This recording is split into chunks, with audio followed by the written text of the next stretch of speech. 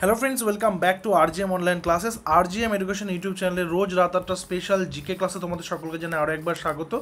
তো আজকে আমরা এখানে একটা প্রিভিয়াস ইয়ার্স কোয়েশ্চেন নিয়েছি, যেটা পঞ্চায়েত 2017 যে পঞ্চায়েত কর্মী নিয়োগ হয়েছিল, সেই পঞ্চায়েত কর্মী নিয়োগ পরীক্ষার 2017তে যে প্রশ্নটা হয়েছিল সেখানকার জিকে পার্টে কোন কোন প্রশ্নগুলো এসছে। পঞ্চায়েত কর্মী নিয়োগের যে জিকেটা রয়েছে সেখানে কিন্তু বিশেষ করে রুরাল ডেভেলপমেন্টের উপরে কিছু প্রশ্ন বিশেষ করে দেয়। আর এছাড়াও যে সমস্ত সেক্রেটারি পোস্টের কোয়েশ্চেন রয়েছে এবং অন্যান্য পোস্টের কোয়েশ্চেন রয়েছে সেগুলো আমরা এক এক করে নিয়ে আসবো এবং সেগুলোর প্রশ্নকে পুঙ্খানুপুঙ্খ আলোচনা করব। তাই তোমরা যারা একেবারে পঞ্চায়েতের জন্য প্রিপারেশন নিচ্ছ তারা অবশ্যই চ্যানেলটা সাবস্ক্রাইব করে বেলটা প্রেস করে রাখবে, কারণ রেজিস্ট্রেশন কিন্তু চলছে। পঞ্চায়েতের form fill up district wise শুরু হবে, যখন শুরু হবে সেভাবে কিন্তু তোমাদেরকে এখান থেকে জানিয়ে দেবো, ঠিক আছে? তো প্রথম প্রশ্নটা রাখছি। প্রথম প্রশ্নটা হচ্ছে আইএওয়াই এর পুরো কথাটা কি?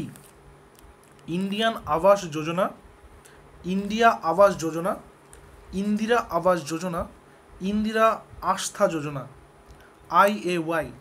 আইএওয়াই হচ্ছে ইন্দিরা আবাস যোজনা, অর্থাৎ যেটা হচ্ছে সেই সময় ইন্দিরা গান্ধী যখন প্রধানমন্ত্রী ছিলেন সেই সময় তিনি যে আবাস যোজনাটা নিয়ে এসেছিলেন সেটা হচ্ছে ইন্দিরা আবাস যোজনা নামে পরিচিত, ঠিক আছে?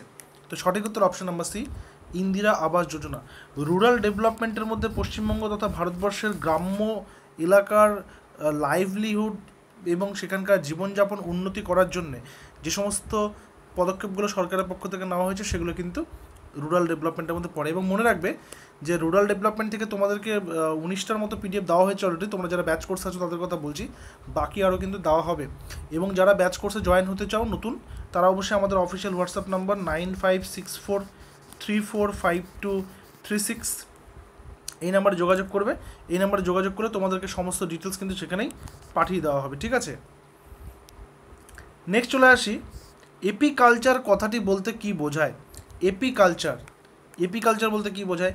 মৌমাছি পালন, রেশম কীট পালন, ফুলের চাষ নাকি ফলের চাষ? এপিকালচার, দেখো যেটা ফলের চাষ রয়েছে, ফলের চাষকে বলা হচ্ছে পোমোলজি। আমি পাশে লিখে দিচ্ছি পোমোলজি, ঠিক আছে? আচ্ছা, ফুলের চাষ যে ফ্লোরের চাষ ফ্লোরিকালচার, ফ্লোরিকালচারটা লিখছি না। রেশম কীটটা কি? রেশম কীট হচ্ছে সেরিকালচার। আর মৌমাছি পালনটা হচ্ছে এপিকালচার, অপশন নাম্বার এ। অর্থাৎ বেসিক যেটা জেনারেল নলেজ সেখান থেকেও কোয়েশ্চেন আসছে, পাশাপাশি রুরাল ডেভেলপমেন্ট থেকেও কিন্তু কোয়েশ্চেন আসছে, তাই না?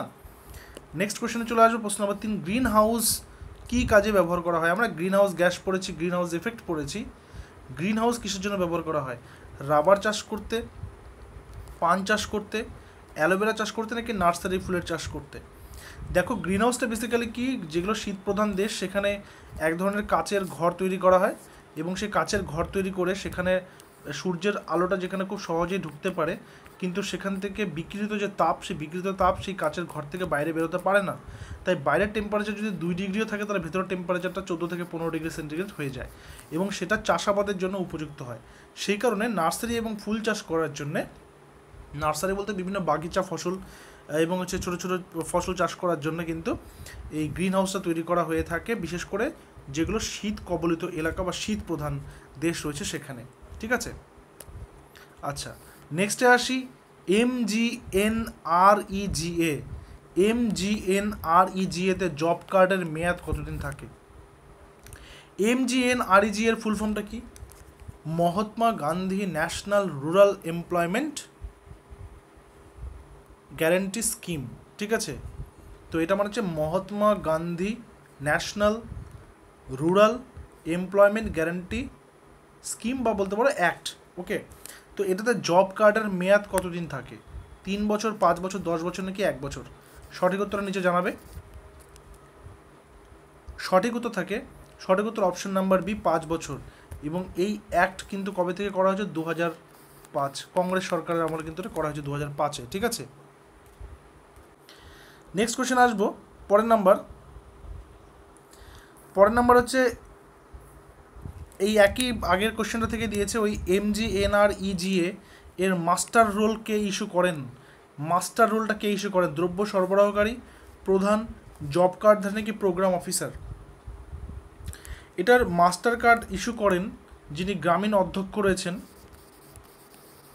গ্রামীণ অধ্যক্ষ, ঠিক আছে, গ্রামীণ অধ্যক্ষ এখানে কিন্তু সেটা ইস্যু করে থাকেন, যদিও সেটা অবশ্যই সেটা অফিসিয়ালি সরকারের তত্ত্বাবধানেই হয়ে থাকে, বাট এটা কিন্তু প্রধানতভাবে যিনি প্রধান বা গ্রামীণ অধ্যক্ষ থাকেন তিনি এটাকে ইস্যু করেন এবং ফাইনালি তারপর সেটা কিন্তু লিস্ট এবং তারপর কার্ডটা প্রদান করা হয়ে থাকে। নেক্সট আসবো নাম্বার 39-এ। নীল বিপ্লব কথাটি কিসের সঙ্গে যুক্ত? দেখো, ভারতবর্ষের বিভিন্ন চাষ, বিভিন্ন উৎপাদন বিভিন্ন বিপ্লবের সঙ্গে তো যুক্ত, তাই না? যেমন যেটা হচ্ছে তোমার সবুজ বিপ্লব, যেটাকে আমরা বলে থাকি, যে ধান এবং গমের সঙ্গে যুক্ত রয়েছে, রজত বিপ্লব রয়েছে, ঠিক আছে, প্রত্যেকটা একটা রঙের সঙ্গে বিপ্লবের একটা সম্পর্ক রয়েছে। তো নীল বিপ্লব কি মৎস্য চাষ, নীল চাষ, মালবেরি চাষ নাকি ব্লুবেরি চাষ এর সঙ্গে যুক্ত? সঠিক উত্তর কী হবে? নীল বিপ্লব। নীল বিপ্লব মৎস্য চাষের সঙ্গে যুক্ত। আচ্ছা, এই বিপ্লব নিয়ে কিন্তু অলরেডি একটা ক্লাস আমাদের চ্যানেলে আলাদা করে রয়েছে, তোমরা সার্চ করলে সেটা কিন্তু পেয়ে যাবে। ওকে, নেক্সট কোয়েশ্চেনে আসি। কোন গরুর বা কোনটি গরুর প্রজাতি? ঠিক আছে, কোনটা গরুর প্রজাতি? খিলাড়ি, মারোয়াড়ি, ঘুংরু নাকি ব্ল্যাক বেঙ্গল? খুবই ইম্পর্টেন্ট কোয়েশ্চেন। এই ছোট ছোট বিষয়গুলো জানতে কিন্তু হবেই, ঠিক আছে? যেহেতু গ্রাম পঞ্চায়েতের কর্মী যে লেভেল, সেই কর্মী লেভেলের কোয়েশ্চেনের বা সেই লেভেলের জন্য তুমি পড়াশোনা করছো বা সেটার জন্য তুমি প্রস্তুতি নিচ্ছ, তো এই রুরাল ডেভেলপমেন্টের পাশাপাশি এই রুরাল যে বিষয়গুলো সেগুলো জানতে হবে, ঠিক আছে?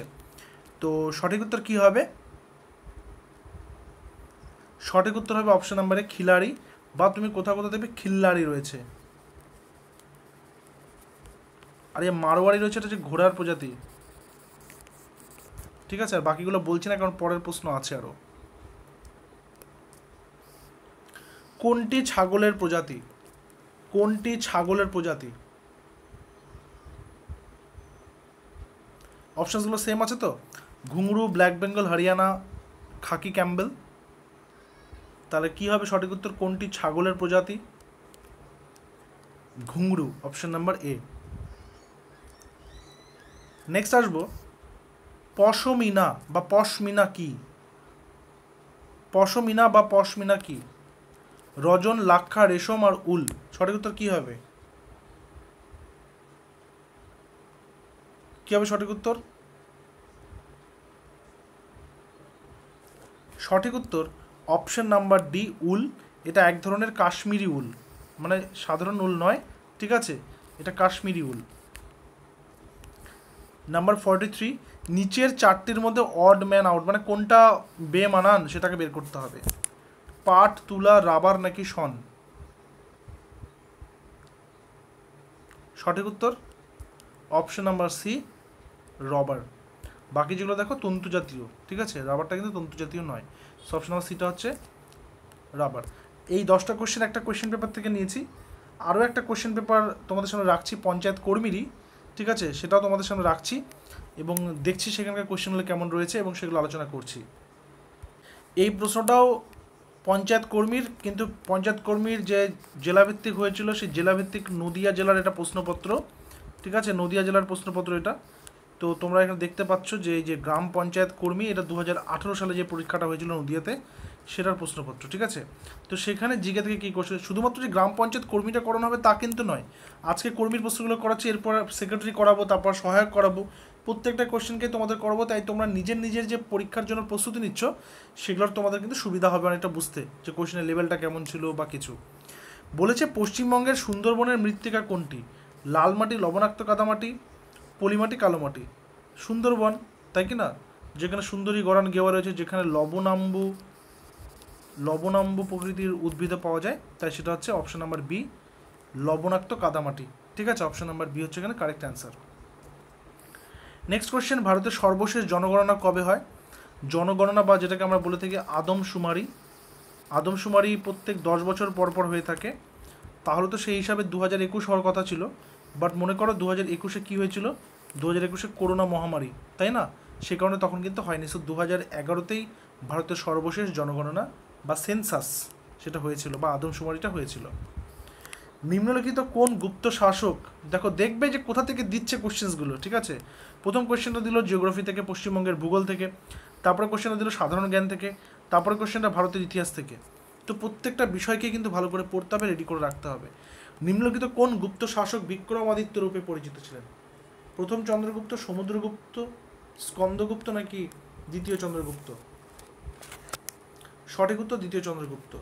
সমুদ্রগুপ্তকে কি বলা হতো? কবিরাজ। স্কন্দগুপ্ত হচ্ছে লাখ বক্স। নেক্সট, পশ্চিমবঙ্গের উত্তরবাহী নদীগুলি কি কি?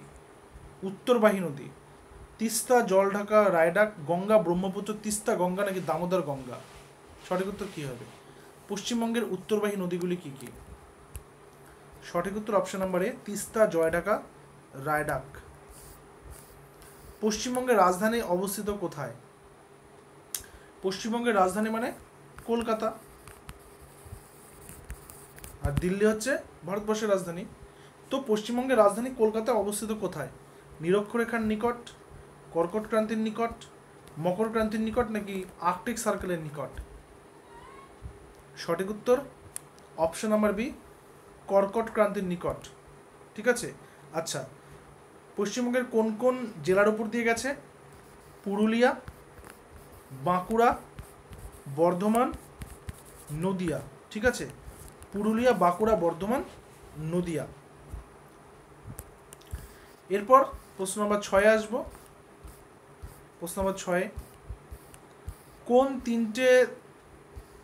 কোন নিয়মে তিনটি একই রকম তবে বিজাতীয় কোনটি, মানে অড যেটা বার করতে হবে, অড বেমানান কোনটা বের করতে বলেছে? পনির, দুধ, দই নাকি ঘি? দেখো, পনির বলো, দই বলো, ঘি বলো, সবই দুগ্ধজাত। তাহলে এখানে দুধটা হচ্ছে অড। দুধটা হচ্ছে এখানে মেন উৎপাদনের যে বিষয়বস্তু বা উৎপাদনের যে এখানে আমাদের সামগ্রী, সেটা। বাকিগুলো হচ্ছে উৎপাদিত বস্তু। নেক্সট, একজন রাজ্যসভার সদস্যের পদে থাকার মেয়াদ কত বছর? দেখো, ভারতবর্ষে নির্বাচিত সমস্ত সদস্যদের মেয়াদই 5 বছর। শুধুমাত্র রাজ্যসভার যিনি রয়েছেন সেটা হচ্ছে 6 বছর। আর রাজ্যসভার যিনি অধ্যক্ষ তিনি হচ্ছেন উপরাষ্ট্রপতি। ঠিক আছে, সো অপশন নাম্বার সি হচ্ছে এখানে কারেক্ট অ্যান্সার। নম্বর 8, নিচের কোনটি প্রাচীনতম বেদ? নিচের কোনটি প্রাচীনতম বেদ? অথর্ববেদ, ঋগ্বেদ, যজুর্বেদ নাকি সামবেদ? নিচের কোনটি প্রাচীনতম বেদ? বুঝতেই পারছো কোনটা প্রাচীনতম, ঋগ্বেদ বা আদি বেদ যাকে বলা হয়ে থাকে। ঋগ্বেদের যেটা উপবেদ রয়েছে সেটাকে বলা হয় আয়ুর্বেদ।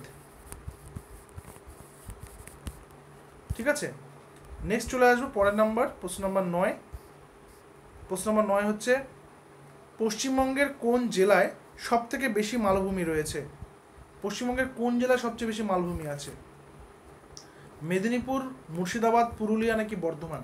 এই 4টা অপশনের মধ্যে সব থেকে বেশি কোথায় মালভূমি পাওয়া যায় বা মালভূমি রয়েছে? সঠিক উত্তরটা নিয়ে নেব। সঠিক উত্তর অপশন নাম্বার সি, পুরুলিয়া। কিন্তু এছাড়াও বাঁকুড়া জেলাতে মালভূমি কিন্তু রয়েছে। আচ্ছা, এই যে কোশ্চেনটা আলোচনা করছি, এই কোশ্চেনটা কিন্তু তোমাদের গ্রুপে দেওয়া আছে অলরেডি, তোমরা সেটা দেখবে। হিমালয়ের পাদদেশের সমভূমি দার্জিলিং জেলায় কি নামে পরিচিত? ডুয়ার্স, তরাই, রাঢ় নাকি বারিন্দ? তো সঠিক উত্তর হচ্ছে ডুয়ার্স। তোমরা বুঝতে পারলে যে কর্মী নিয়োগের ক্ষেত্রে কোন কোন বিষয় পড়তে হবে। যেমন রুরাল ডেভেলপমেন্ট পড়তে হবে, ঠিক তেমনি জেনারেল নলেজ পড়তে হবে, ঠিক তেমনি ইতিহাস পড়তে হবে, ভূগোল পড়তে হবে, বিজ্ঞান পড়তে হবে, সবগুলো সাবজেক্টে কিন্তু পড়তে হবে। ঠিক আছে, তো আজকের ক্লাসে এই 20টা কোশ্চেনে রেখেছি পঞ্চায়েত কর্মীর। আমরা নেক্সট ক্লাসে চেষ্টা করব তোমাদের সেক্রেটারি কিছু কোশ্চেন আলোচনা করার। আর যারা যারা ভাবছো পঞ্চায়েতের যে রানিং ব্যাচ হচ্ছে সেই ব্যাচে যুক্ত হবে, তারা অবশ্যই আমাদের অফিসিয়াল হোয়াটসঅ্যাপ নম্বর 9564345236 এই নম্বরে হোয়াটসঅ্যাপ করে পঞ্চায়েত ব্যাচ লিখে হোয়াটসঅ্যাপ করবে, সমস্ত ডিটেলস আমাদের দিয়ে দেওয়া হবে। আমাদের ফিস 549, এটা ওয়ান টাইম পেমেন্ট, পুরো কোর্সের ফিস এটা একবারই পে করতে হয়, বাকি গোটা ফিসটা তোমাদের পরীক্ষার জন্য একদম তৈরি করে দেওয়া হবে। ঠিক আছে, প্রত্যেকটা ক্লাস হবে সেখানে ডেসক্রিপটিভ বিস্তারিত আলোচনার সাথে, তারপর থাকবে সেখানে কোয়েশ্চেন অ্যান্সার সলভ করা থাকবে, বিগত বিভিন্ন পরীক্ষার 10-15 বছরের প্রশ্নপত্র এবং তার সাথে উত্তর। ঠিক আছে, সমস্ত রকমভাবে প্রস্তুত করে দেওয়া হবে। তো যারা ইন্টারেস্টেড অবশ্যই হোয়াটসঅ্যাপ করে নেবে। দেখা হচ্ছে আবার পরবর্তী ক্লাসে। Till then stay connected with RGM education YouTube channel. Thank you very much.